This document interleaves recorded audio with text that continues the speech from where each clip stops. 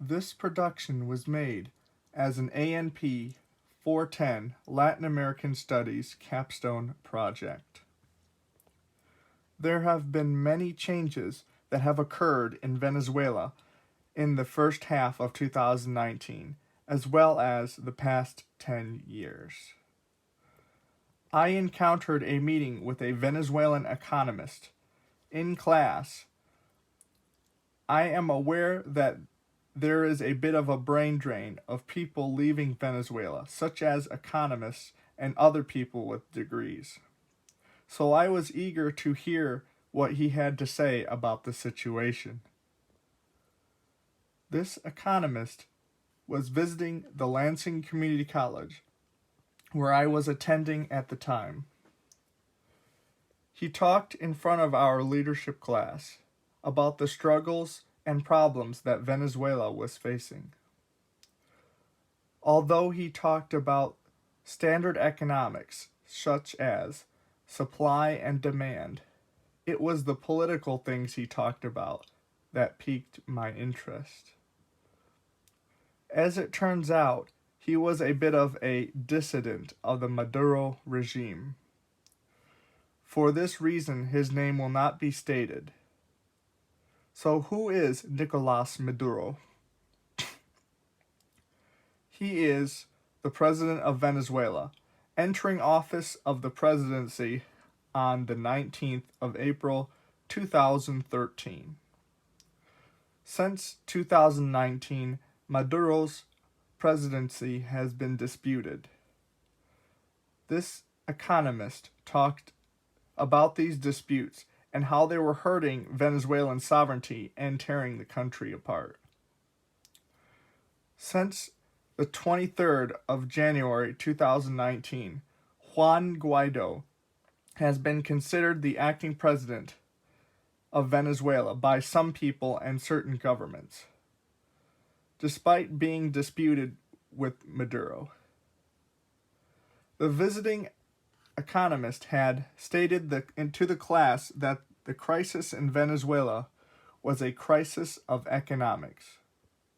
The reason for the turmoil and the disputed presidency boiled down to bad economics and timing. He stated that Venezuela, like many South American countries, are dependent on producing goods. These goods of Venezuela being oil and petroleum products. Venezuela is one of the biggest, if not the biggest, oil producer in the world.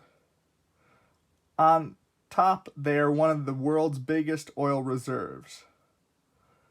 At this time, there was a massive reduction of oil because of supply and demand.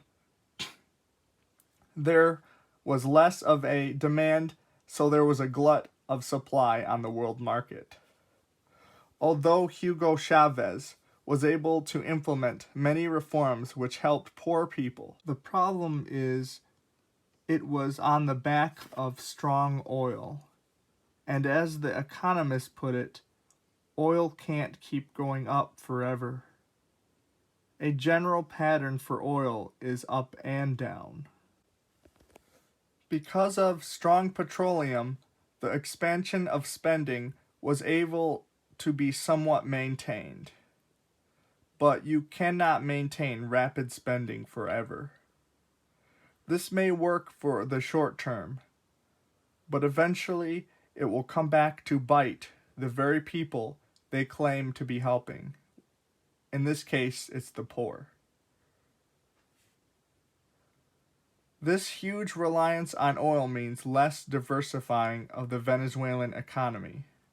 Hugo Chavez distorted the economy to maintain power. Nicolas Maduro tried to do the same instead of bringing the country into sound, diversified economics, according to the economist that was speaking to the class. Under Maduro, the price of oil went down, but the amount of spending continued. He even wanted to replace the government, so there was no opposition to him. According to the economist, Maduro wanted things his way, regardless of what other people thought. So he created the National Constituent Assembly, in July 2017. This still doesn't help the problem with reliance on oil. The economist also stated when the oil was cheap, people could just buy foreign made goods very cheap because Venezuela had a strong currency. But the problem is it edged out local companies, further creating the Venezuelan crisis by making it only and solely reliant on oil. I noticed how carefully he stated things when he was talking to the class. I think it's because he's critical of the regime and he's afraid that he's going to get in trouble. I imagine, like other Venezuelans, he is concerned for his own safety and his family's well-being. He also was concerned about rapid inflation that was occurring and stated that the currency was looking more and more like the currency of Weimar Germany. He said in Weimar Germany, people would wallpaper the walls with money because it was worthless. Now people will just make hats out of the Venezuelan currency before long.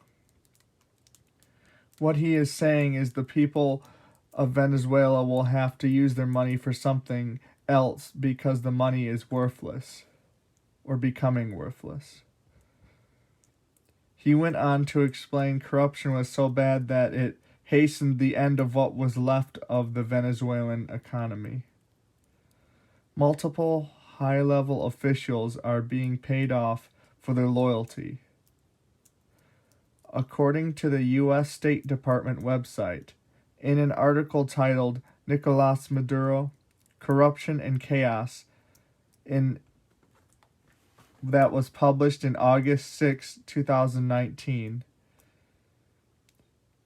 there is a massive amount of corruption at the highest levels. The U.S. State Department stated on July 25, 2019, that the United States sanctioned Maduro's 3 stepsons, as well as a couple other individuals who were part of the Maduro regime. The IMF in October 2019 showed that Venezuela's inflation rate was 200,000%. This is a direct result of the overspending of money and government money printing.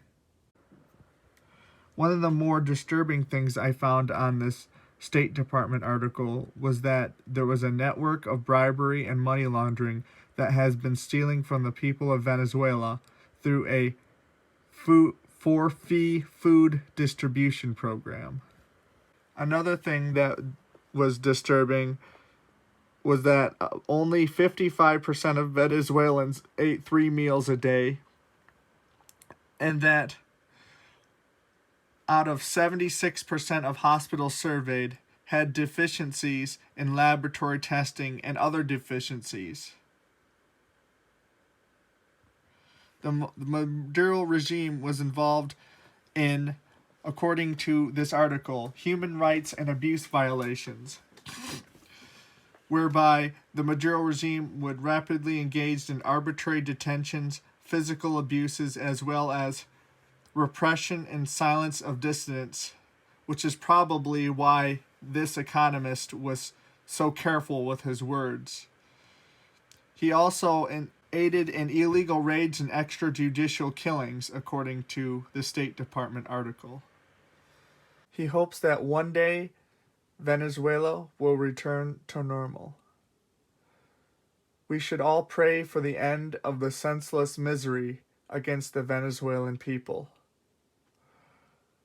I found this conversation with this economist fascinating, so I wanted to share it with you. I hope you enjoyed, and you have a wonderful day.